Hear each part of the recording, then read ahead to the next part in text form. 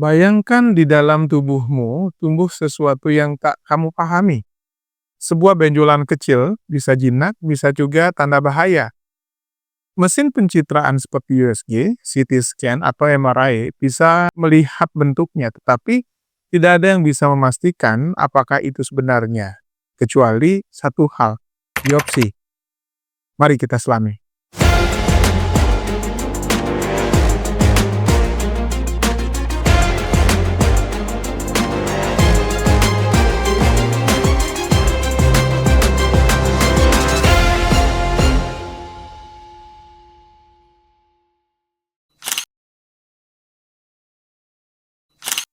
Biopsi adalah cara dokter melihat penyakit secara langsung melalui mikroskop, bukan hanya layar monitor.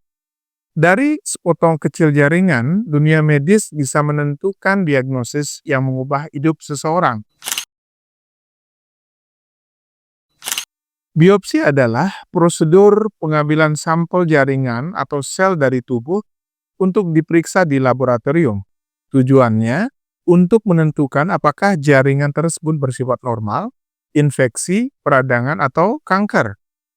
Selain itu, untuk memastikan diagnosis sebelum tindakan medis lebih lanjut seperti operasi atau terapi. Dengan kata lain, biopsi adalah jembatan antara dugaan dan kepastian. Tanpa biopsi, dokter hanya bisa menebak. Dengan biopsi, dokter tahu pasti. Bagaimana tentang sejarahnya? Kata biopsi sendiri berasal dari bahasa Yunani, bios yang berarti hidup dan opsis atau melihat. Secara harfiah berarti melihat kehidupan. Konsep biopsi pertama dilakukan pada akhir abad ke-19 oleh Dr. Prancis Ernest Besnier yang menggunakan jarum untuk mengambil potongan jaringan kulit untuk diperiksa di bawah mikroskop. Pada awal abad ke-20, teknik ini berkembang pesat bersama kemajuan patologi anatomi dan mikroskop cahaya. Tahun 1930-an, muncul jarum biopsi pertama, dan pada tahun 60-an, prosedur ini mulai dipandu dengan X-ray dan USG agar lebih presisi. Kini biopsi telah berevolusi menjadi prosedur minimal invasif, cepat, aman, dan mampu menghasilkan diagnosis dalam hitungan jam, bukan lagi minggu. Prinsip kerja biopsi itu sebenarnya cukup sederhana, yaitu dengan ambil sedikit bagian dari jaringan yang dicurigai, lalu analisis di laboratorium.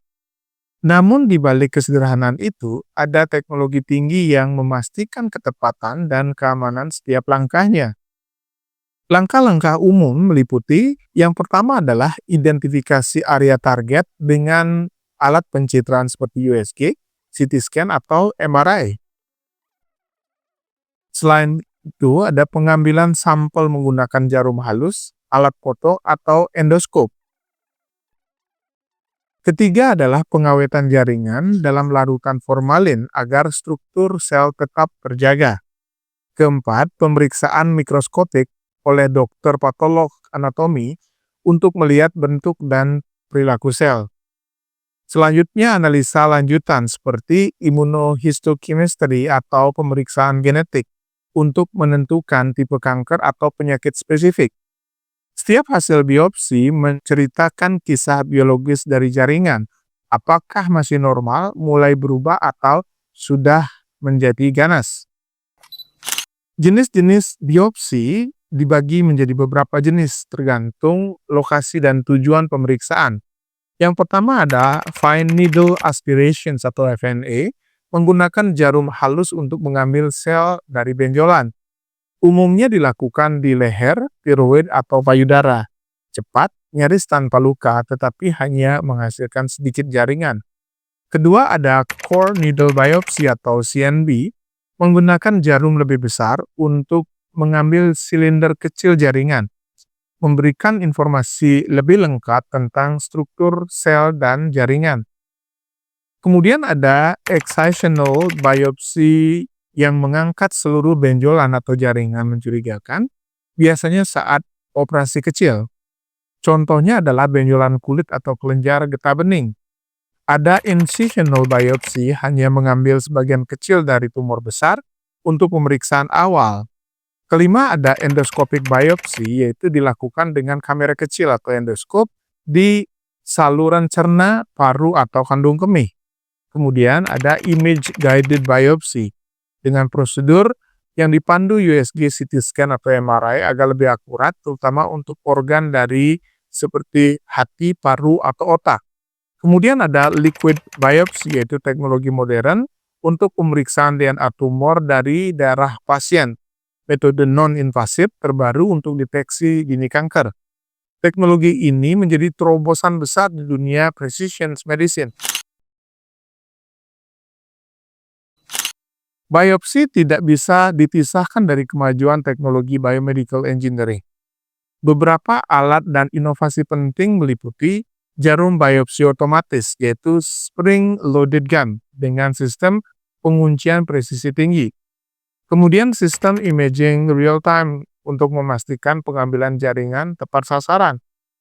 Ada cryobiopsy menggunakan gas beku untuk mengambil jaringan tanpa merusak sel. Selain itu ada robot biopsi dan navigasi 3D yang memungkinkan dokter mengambil sampel dari area yang sulit dijangkau, seperti otak atau paru-paru dalam. Selain itu, laboratorium biopsi kini menggunakan mikroskop digital dan AI pathology yang dapat mengenali pola sel abnormal secara otomatis dan membantu dokter mempercepat diagnosis. Meski aman dan dilakukan umum, biopsi tetap memiliki risiko kecil seperti pendarahan atau memar lokal, infeksi di area tusukan, rasa nyeri ringan setelah prosedur. Untuk mencegah hal ini, semua prosedur dilakukan dalam kondisi steril dan pasien dimonitor beberapa jam setelahnya. Dalam kasus biopsi organ dalam seperti hati dan paru, dokter biasanya menggunakan monitor tekanan dan sensor oksigen untuk memastikan kondisi pasien tetap stabil selama tindakan. Makna dan dampak dari biopsi sangatlah penting. Bagi pasien, biopsi bukan hanya tindakan medis, melainkan pintu menuju kepastian. Kata kanker atau bukan kanker yang muncul dari hasil biopsi bisa mengubah siklus arah pengobatan dan masa depan seseorang. Di balik mikroskop, dokter patolog anatomi membaca cerita kehidupan setiap sel, apakah ia masih bekerja seperti seharusnya atau sudah berubah menjadi ancaman. Setiap keputusan medis besar, operasi, kemoterapi, atau radiologi berawal dari hasil biopsi yang akurat. Nah, tentang masa depan biopsi sendiri, di masa depan, biopsi akan mengalami progres yang semakin cepat, aman, dan personal. Teknologi liquid biopsy, AI pathology, dan nanoparticle biosensors akan memungkinkan deteksi kanker hanya dari setetes darah, tanpa perlu sayatan, tanpa perlu rasa sakit. Biopsi bukan hanya sekedar mengambil jaringan, ia mengambil kebenaran ilmiah dari dalam tubuh manusia. Karena untuk menyembuhkan dengan benar, kita harus tahu apakah yang benar-benar terjadi. Sebagai penutup, biopsi adalah simbol dari kemajuan dunia medis modern. Perpaduan antara keingintahuan ilmiah, keberanian manusia, dan teknologi yang presisi. Dari potongan kecil jaringan, hidup seseorang bisa diselamatkan. Satu potongan kecil, satu putusan besar, satu kesempatan untuk hidup lebih lama. Maju Biomedical Engineering Indonesia.